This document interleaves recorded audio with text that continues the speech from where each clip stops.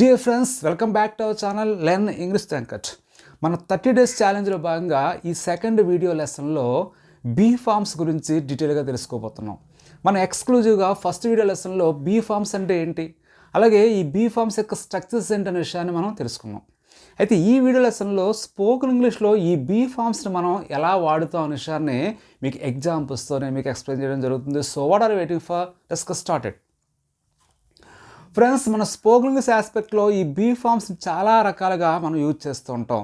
First డైరెక్ట్గా బీని use చేస్తాం కొన్ని సందర్భాల్లో.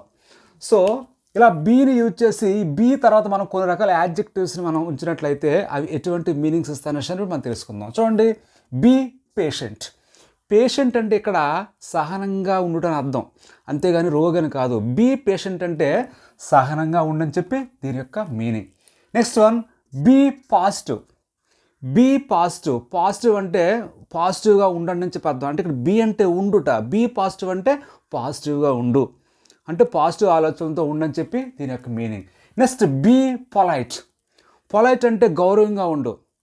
బీ పొలైట్ అంటే బీ అంటే ఉండుట, పొలైట్ అంటే గౌరవం. సో బీ పొలైట్ అంటే గౌరవంగా ఉండని చెప్పి దీని యొక్క మీనింగ్. అయితే వీటి ముందు మనం ప్లీజ్ అనే ఒక వర్డ్ని యాడ్ చేసినట్లయితే ఇంకాస్త మనం రెస్పెక్ట్గా, ఇంకాస్త మనం గౌరవంగా అడిగినట్లు అవుతుంది. చూడండి, ప్లీజ్ బీ పేషెంట్, సహనంగా ఉండు. ప్లీజ్ బీ పాజిటివ్, దయచేసి పాజిటివ్గా ఉండు. ప్లీజ్ బీ పొలైట్, దయచేసి గౌరవంగా ఉండు. ఇలా మనం ప్లీజ్ని యాడ్ చేసినట్లయితే ఆ రకంగా మనకు మీనింగ్స్ వస్తూ ఉంటాయి. అయితే ఇవన్నీ కూడా పాజిటివ్ సెంటెన్సెస్. నెగిటివ్ సెంటెన్సెస్ చెప్పాలి, అప్పుడు మనం ఈ బీ ముందు డోంట్ యాడ్ చేయవలసి ఉంటుంది. ఆ బీ ముందు మనం ఏం చేయాలి, డోంట్ యాడ్ చేయవలసి ఉంటుంది. చూడండి, don't be lazy. Don't be lazy. Lazy అంటే బద్ధకంగా ఉండట. డోంట్ బీ లేజీ అంటే బద్ధకంగా ఉండకు అని చెప్పి దీని యొక్క మీనింగ్. నెక్స్ట్ వన్ చూడండి, డోంట్ బీ హార్ష్. దురుసుగా ఉండకు. హార్ష్ అంటే దురుసుగా ఉండుట. డోంట్ బీ హార్ష్, దురుసుగా ఉండకు. Next one, don't be angry. కోపంగా ఉండకు. చూడండి, ఇక్కడ డోంట్ యూజ్ చేస్తాం, తర్వాత బీ యూజ్ చేస్తాం, తర్వాత యాంగ్రీ అనే యాడ్జెక్టివ్ యూజ్ చేస్తాం. డోంట్ బీ యాంగ్రీ అన్నాం అంటే కోపంగా ఉండకని చెప్పి దీని యొక్క అర్థం. వీటి ముందు మనం ప్లీజ్ యాడ్ చేస్తాం అనుకోండి, ప్లీజ్ డోంట్ బీ యాంగ్రీ, దయచేసి కోపంగా ఉండకు. ప్లీజ్ డోంట్ బీ హార్ష్, దయచేసి దురుసుగా ఉండకు. ప్లీజ్ డోంట్ బీ లేజీ, దయచేసి బద్ధకంగా ఉండకని చెప్పి ఇలా మనం రకరకాల యాడ్జెక్టివ్స్తో ప్లీజ్ యాడ్ చేసి చాలా రెస్పెక్టబుల్గా మనం అడగవచ్చు. అంటే ఇలా చెయ్యి, ఇలా ఉండు అని చెప్పొచ్చు, అలా ఉండు, అలా ఉండకని చెప్పి కూడా మనం చెప్పొచ్చు. నెక్స్ట్ కాంటెస్ట్ ఏంటంటే నౌన్ యూజ్ చేస్తుంటాం బీ తర్వాత. చూడండి, ఇక్కడ be a good person. Be a good person అంటే ఒక మంచి వ్యక్తిలా ఉండు. బీ అంటే ఉండుట, ఏ గుడ్ పర్సన్ అంటే మంచి వ్యక్తిలా ఉండు. Be a good human being, ఒక మంచివాడిలా ఉండు. ఇలా మనం ఇక్కడ ఒక ఫ్రేజ్ అనేది యూజ్ చేస్తాం. నౌన్ ఫ్రేజ్ అనేది ఇక్కడ మనం యూజ్ చేయడం జరిగింది, ఏ గుడ్ పర్సన్ అని. Next one, be a learner always. ఎప్పుడు కూడా ఒక లెర్నర్లా ఉండు, ఎప్పుడు కూడా ఒక నేర్చుకునేలా ఉండని చెప్పి బీ తర్వాత ఇక్కడ ఏ లెర్నర్ అని చెప్పి ఒక నౌన్ యూజ్ చేసి ఆల్వేజ్ అని యాడ్ చేస్తాం. ఆల్వేజ్ అంటే ఎల్లప్పుడు అని చెప్పి దాని యొక్క అర్థం. So be a learner always, ఎల్లప్పుడు కూడా నేర్చుకునేవాడిలా ఉండు, దీని యొక్క మీనింగ్. నెక్స్ట్ ఇక్కడ నెగిటివ్ యూజ్ చేస్తాం. చూడండి, don't be just an MLA. Don't be just an MLA, కేవలం ఎమ్మెల్యేగా మాత్రమే ఉండకు. కేవలం ఎమ్మెల్యేగా మాత్రమే ఉండకని చెప్పి ఇక్కడ డోంట్ బీ జస్ట్ అంటే కేవలం యాన్ ఎమ్మెల్యే. ఇక్కడ యాన్ ఎమ్మెల్యే ఎందుకు యూజ్ చేశారంటే ఇక్కడ ఏ అనే సౌండ్ వస్తుంది కాబట్టి ఈ నౌన్కి ఇక్కడ యాన్ యూజ్ చేయడం జరిగింది. ఇలా మనం నౌన్స్ యూజ్ చేసి కూడా నెగిటివ్స్లో పాజిటివ్లో ఈ విధంగా మనం చెప్పొచ్చు. థర్డ్ వన్, ఒక ప్లేస్ని టైంని తెలియజేసేటప్పుడు కూడా మనం బీ యూజ్ చేస్తూ ఉంటాం. చూడండి, బీ హియర్ అట్ 4 o'clock. 4 గంటలకు ఇక్కడ ఉండు. బీ హియర్, హీర్ అంటే ఇక్కడ అని చెప్పి అర్థం, దేర్ అంటే అక్కడ అని చెప్పి అర్థం, బీ అంటే ఉండుట. So be here at 4 o'clock. చూడండి, 4 o'clock అన్నాం అంటే 4 గంటలకు. ఇక్కడ కరెక్ట్గా టైం ఇండికేట్ చేసాం. బీ హియర్ అట్ 4 o'clock, ఇక్కడ 4 గంటలకు ఉండు. బీ దేర్ అట్ 7 o'clock, 7 గంటలకు అక్కడ ఉండు. అక్కడ అన్నానికి దేర్ యూజ్ చేస్తాం, ఇక్కడ అన్నానికి హియర్ యూజ్ చేస్తాం. ఇలా చెప్పాం. Next, be at the park. Be at the park, park దగ్గర ఉండు. Be at the park, park దగ్గర ఉండు. ఐ విల్ కమ్, నేను వస్తానని చెప్పి అన్నాం. ఇక్కడ చూడండి బి అంటే ఉండుట, ఎట్ అంటే వద్ద, అంటే ఒక స్థలాన్ని మనం ఇండికేట్ చేసేటప్పుడు, ఒక ప్లేస్ని మనం ఇండికేట్ చేసేటప్పుడు ఇలా ఎట్ యూజ్ చేస్తుంటాం. బి ఎట్ ద పార్క్ అంటే పార్క్ వద్ద ఉండు. So next one, too dark there. Too dark there అంటే బాగా చీకటిగా ఉంది. డోంట్ బీ దేర్ ప్లీజ్, అక్కడ ఉండకు. చూడండి డోంట్ యూజ్ చేస్తాం, బి అంటే ఉండుట, దేర్ అంటే అక్కడ. డోంట్ బీ దేర్ ప్లీజ్, అక్కడ ఉండకు, చీకటిగా ఉందని చెప్పి దీని యొక్క మీనింగ్. ఇక్కడ నెగిటివ్ యూజ్ చేస్తాం. నెక్స్ట్ చూడండి, will you be at home tomorrow, రేపు ఇంటి దగ్గర ఉంటావా. ఇక్కడ చూడండి ఎట్ యూజ్ చేస్తాం, ఎట్ అంటే వద్ద, ఎట్ హోమ్ అంటే ఇంటి వద్ద. So will you be at home tomorrow, tomorrow అనేది ఏంటి, future indication. So future indication కాబట్టి ఇక్కడ మనం విల్ని యూజ్ చేయడం జరిగింది. So will you be at home tomorrow, రేపు ఇంటి దగ్గర ఉంటావా. అయితే ఇవన్నీ కూడా పాజిటివ్, అంటే ఇక్కడ నెగిటివ్ ఉంది, పాజిటివ్. వీటిని మనం కాస్త నెగిటివ్స్ కానీ పొలైట్గా అడిగేటప్పుడు ఇలా చెప్తాం. సో బీ హియర్ అన్నాం అంటే ఇక్కడ ఉండు. ప్లీజ్ బీ హియర్, దయచేసి ఇక్కడ ఉండు. లేదా కైండ్లీ కూడా మనం యూజ్ చేయొచ్చు అదే అర్థంతో. కైండ్లీ బీ హియర్, దయచేసి ఇక్కడ ఉండు.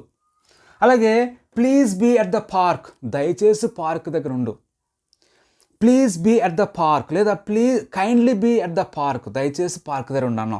అయితే అవి మనం పాజిటివ్గా యూజ్ చేస్తాం. నెగిటివ్గా అయితే దయచేసి పార్క్ దగ్గర ఉండదని చెప్పడానికి ఏం చెప్పాలి, please don't be at the park. Please don't be at the park అని చెప్పి మనం చెప్పాల్సి ఉంటుంది. అంటే నెగిటివ్ అయితే డోంట్ యూజ్ చేయాలి, పాజిటివ్ అయితే యూజ్ చేయవసరం లేదు. నెక్స్ట్ చూడండి, will you be at home tomorrow, రేపు ఇంటి దగ్గర ఉంటావా. దయచేసి రేపు ఇంటి దగ్గర ఉంటావా అని చెప్పి అడగాలనుకోండి, please will you be at home tomorrow అని చెప్పి అడగాల్సి ఉంటుంది. ఇలా మనం స్పోకెన్ ఇంగ్లీష్లో ఈ బీ ఫార్మ్స్ని మనం ఇలా వాడుతుంటాం. ఫ్రెండ్స్ మనం ఇప్పుడు బీతో మరికొన్ని ఎక్స్ప్రెషన్ చూద్దాం. నెవర్ బీ సాడ్, ఎప్పుడు కూడా విచారంగా ఉండకు. ఇక్కడ నెవర్ అనేది ఏం చేస్తుందంటే నెగిటివ్ మీనింగ్ వస్తుంది, అంటే ఎప్పుడు కూడా అర్థాన్ని ఇవ్వడం జరుగుతుంది. బీ అంటే ఉండడం, సాడ్ అంటే విచారంగా. నెవర్ బీ సాడ్ అంటే ఎప్పుడు కూడా విచారంగా ఉండకని చెప్పి దాని యొక్క మీనింగ్. దాని ముందు ప్లీజ్ యాడ్ చేసినట్లయితే ప్లీజ్ నెవర్ బీ సాడ్, దయచేసి ఎప్పుడు కూడా విచారంగా ఉండకని చెప్పి దాని మీనింగ్ రావడం జరుగుతుంది. Next one, never be foolish, తెలివి తక్కువదనంగా ఎప్పుడు కూడా ఉండకు. నెవర్ బీ ఫూలిష్ అంటే అది meaning. Next one, never be shy, ఎప్పుడు కూడా సిగ్గుపడుతూ ఉండకు. షై అంటే సిగ్గుపడుతూ ఉండడం, నెవర్ అంటే ఎప్పుడు కూడా నువ్వు సిగ్గుపడుతూ ఉండకు. ప్లీజ్ నెవర్ బీ షై, ఎప్పుడు కూడా దయచేసి సిగ్గుపడుతూ ఉండకని చెప్పి దానికి అర్థం. Next one, never be here. Never be here, ఎక్కడ ఉండకు, ఎప్పుడు కూడా. ఎట్ ఎనీ టైమ్, ఎప్పుడైనా సరే, ఏ సమయంలో కూడా అని చెప్పి దానికి అర్థం. అంటే ఏ సమయంలో కూడా నువ్వు, ఎట్టి పరిస్థితులు కూడా నువ్వు ఇక్కడ ఉండకూడదని చెప్పి దీని యొక్క మీనింగ్. ఇలా మనం నెవర్తో కొన్ని సందర్భాల్లో ఇలా మనం బీని యూజ్ చేసి కొన్ని రకాల సెంటెన్స్ ఫ్రేమ్ చేయొచ్చు. Next one, to be. To be అంటే ఉండుట, ఉండడం. చూడండి, I want to be here. I నేను, వాంట్ అంటే కోరుకుంటున్నాను, అనుకుంటున్నాను. ఏమని, టు బీ ఉండడం, హియర్ ఇక్కడ. I want to be here అంటే నేను ఇక్కడ ఉందామని కోరుకుంటున్నాను, నేను ఇక్కడ ఉందామని అనుకుంటున్నాను. హియర్ అంటే ఇక్కడ. సో ఇక్కడ ఎప్పుడైతే ఐ వాంట్ అన్నామో కోరుకుంటున్నాను, అనుకుంటున్నాను అని చెప్పి మీనింగ్ రావడం జరుగుతుంది.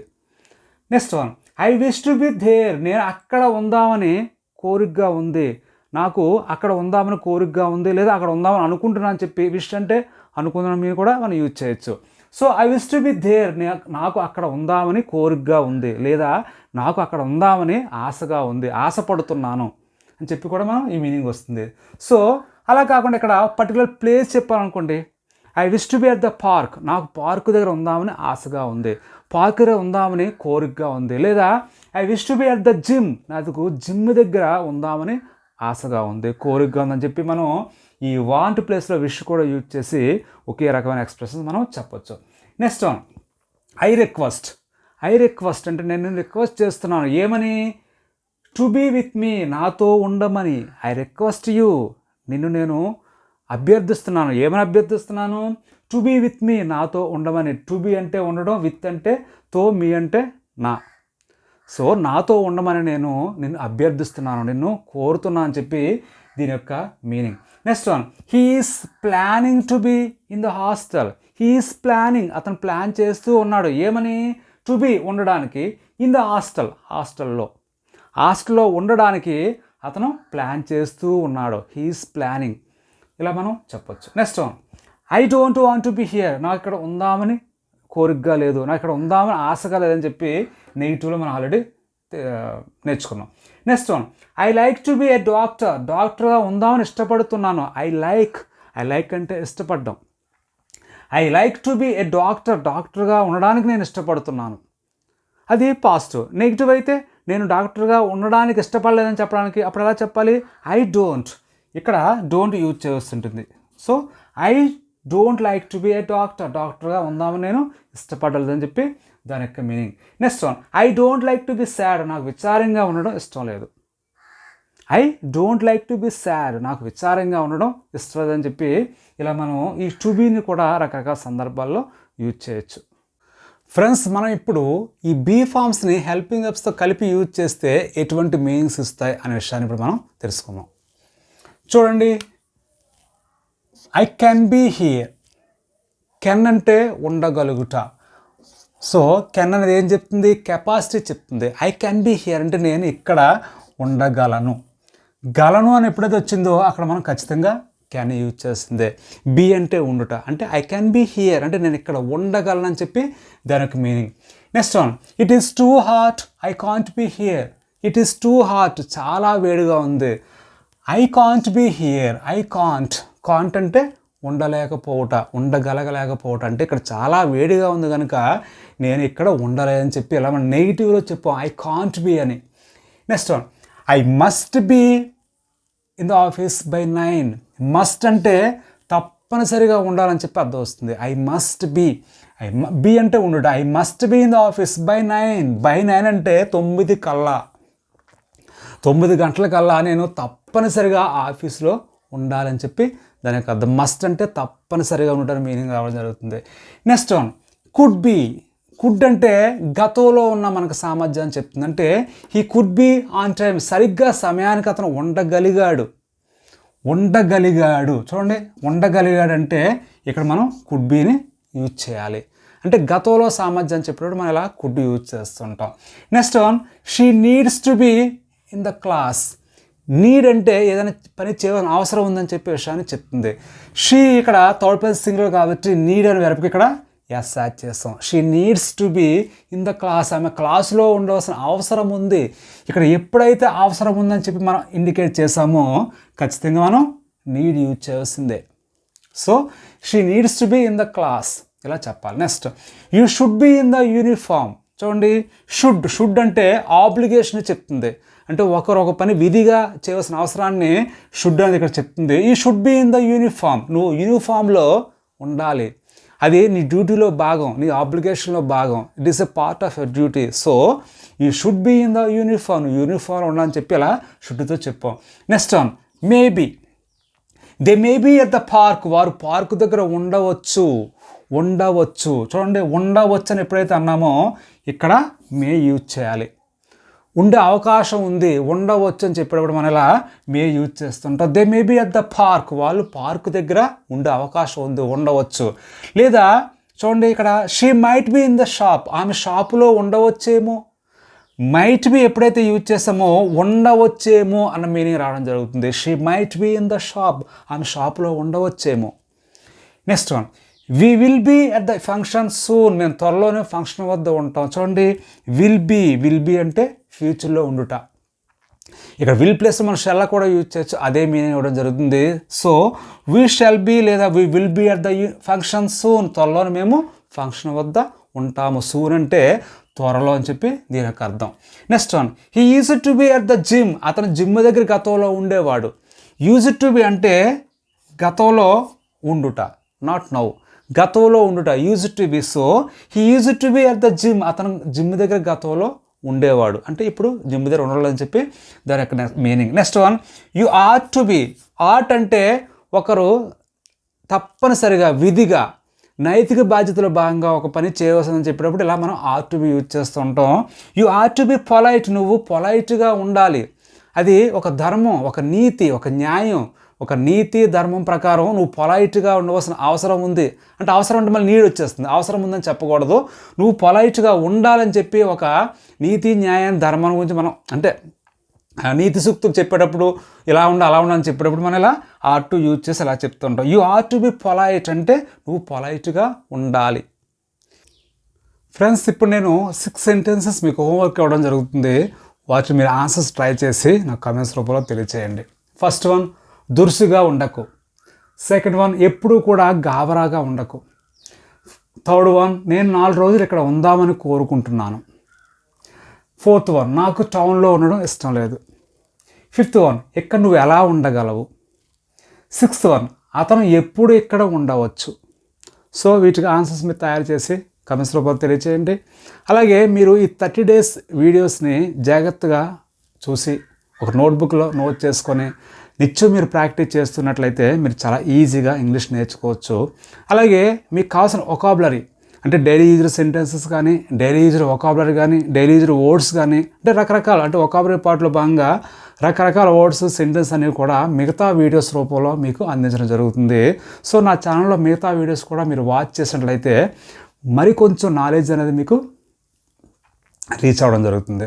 Okay friends, thank you so much for watching my videos. Take care, keep learning.